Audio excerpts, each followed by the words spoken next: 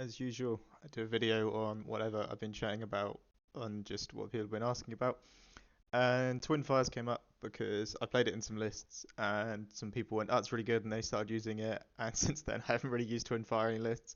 But I don't think that's because it's a bad card or it's lost some of the importance of why I put it in the lists.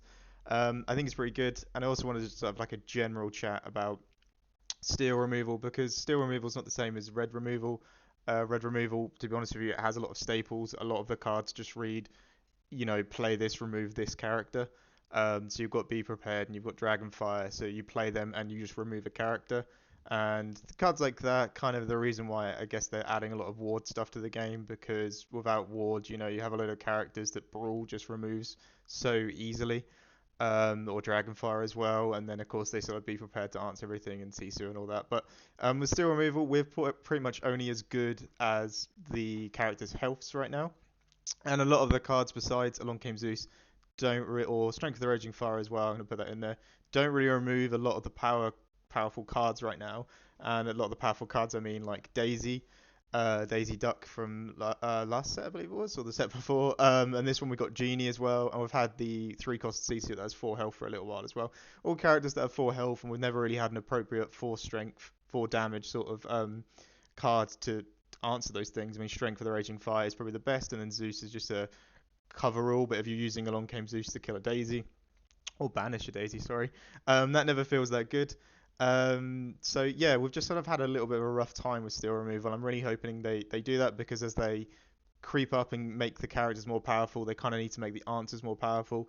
Red doesn't struggle as much into this as I say because Red can just be like I play card remove thing like Brawl Medusa, Be Prepared Dragonfire, all those cards like that. So yeah, still sort of falling a little bit behind.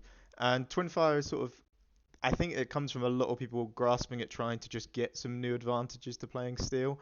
I mean, the best advantage to play Steel is to play Steel Song right now because it doesn't really matter that those songs are all expensive. Like Along Came Zeus is a 4-cost. Doesn't really matter because you can have a 2-cost like Ursula sing that, and all the ones that Cinderella can sing as well, all of the steel removal songs. So that color combo really utilizes the deck quite well, but utilizes that color and its removal quite well. But of course, we don't play that; we play a different one. So we're kind of looking at action-based removal. I think if Twin Fire was a song, that wouldn't change this debate at all. But yeah, Twin Fire was very interesting, and the reason why I added it to begin with was because you'd get some openers where your opponent would go like Cinderella Piglet, or they would go Merfolk into Banzai, and that just as an opener for the value they've got out of those 2 cards. I mean, Merfolk Banzai is questing for 4, and it's going to make me discard a card anyway if I attack into it. Banzai is a free 2, so it trades nicely into pretty much anything on my board. Cinderella and Piglet quests for loads, or you can even do Cinderella and then like a Robin Hood 1-drop because that's threatening a shift line.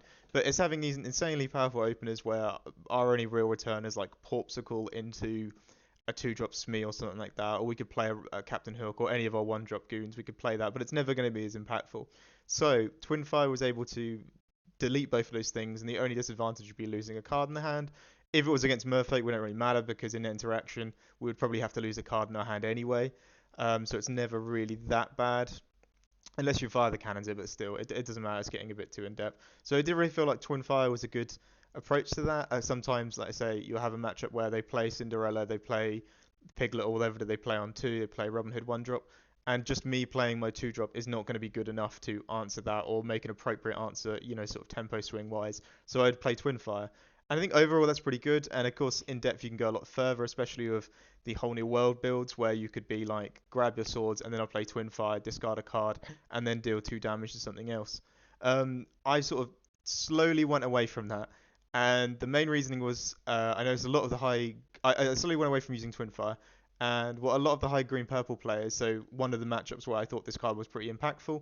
A lot of them, instead of on 2 playing Banzai, I'd see Banzai actually cut from a lot of lists. I don't think Artifacts was running it at one point. I don't know if he's back on it, but they just noticed it'd be better to play 2 more 1-drops on turn 2 than it would be play the Banzai, because if those 2 more 1-drops are just draw cantrips, you don't really go down on hand size. It's not that bad. So I ended up sort of just thinking, oh, Twin Fire is getting at this point where I just really prefer Fire the Cannons. And some of my lists I've just like I really prefer the Inkable Space, so I've been putting Baboon back in. And then into the other matchup, like I mentioned, the Steel Song one, a lot of them are opening like Daisy turn 1, and then turn 2 they'd put like the Ursula 1/4 that can sing 4-cost songs. So again, Twin Fire is just feeling really bad. It's uninkable. When I used it on my EU Continentals run, I felt the most negative part about it was um, it only you had a lot of red blue matchups, and it feels really bad into red blue to the point where I kind of want all of my removal to be inkable. If I'm not playing the quill, I want to be able to ink everything that I'm playing, because into red blue I just want to show up and give the best win percentage chance. And whenever I played into red blue, it was, if I drew a twin fire to end the game with a twin fire in my hand, I might use it on like a Maui to finish it off after it's hit something. But the majority of the time, if I drew it, it was just going to sit around my hand and be useless. So I just changed that into, you can even change it into a baboon, where it's just like this can be inked very easily. Fire the cannon for one, it doesn't feel that expensive just to throw it out there and chip and remove something. But twin fire is a 2 cost with that discard if you want to use it effect. It just didn't feel that big, sorry. But I think overall the card's still just pretty, really good. As I say, if you can get in them spots where they do a tempo swing of they play this on 1 and this on 2, and I really need those things to be removed. Even if they were to say double Chernobog, you can play this, remove something, and then deny them to card draw if they're to play 2 Chernobyls, and take both of them out. So I think there's loads of application for the card, and I still think it's pretty good. I think it's also worth mentioning, if you were to run, say, 1 copy of this, and your opponent in a Swiss round, like in a closed environment where they wouldn't know deck lists, if you were to play Twin Fire once, they would have to go, oh, I have to respect Twin Fire now because I've seen it once.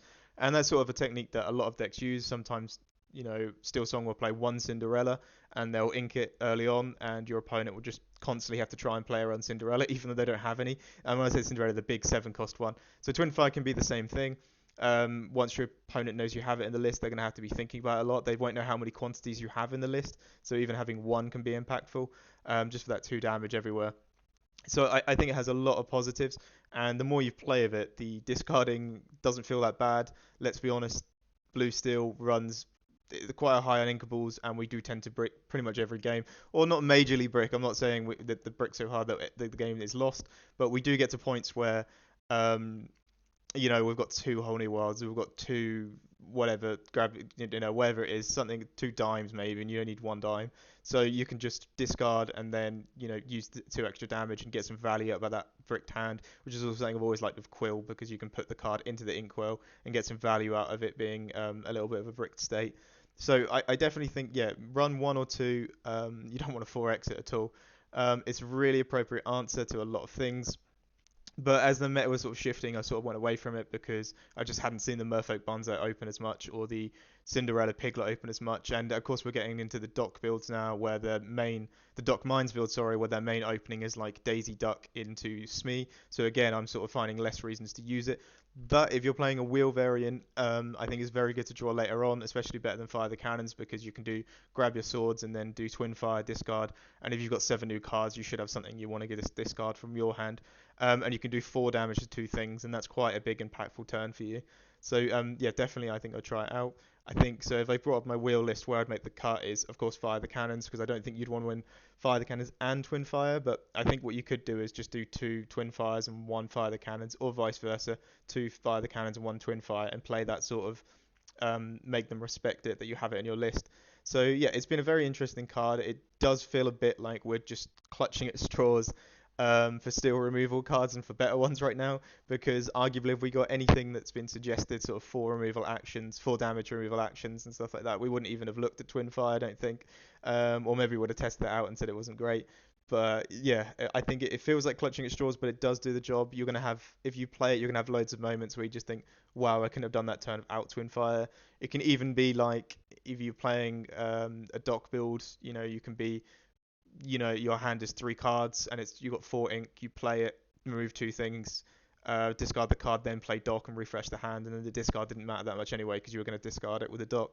So there's loads of applications of it. Of course, if the worst thing is just a bit more beefed up Fire the Cannons, so it hasn't felt bad. I wouldn't go fully in on it. I wouldn't say it's going to improve your win rates insanely, but it's definitely a card that we want noticed in the meta, so people have to respect it.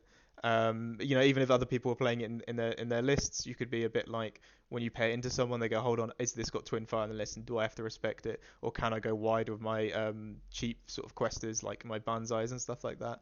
So yeah, definitely an interesting card. Try it out, but it feels a little bit clutching at straws in this set, in my opinion.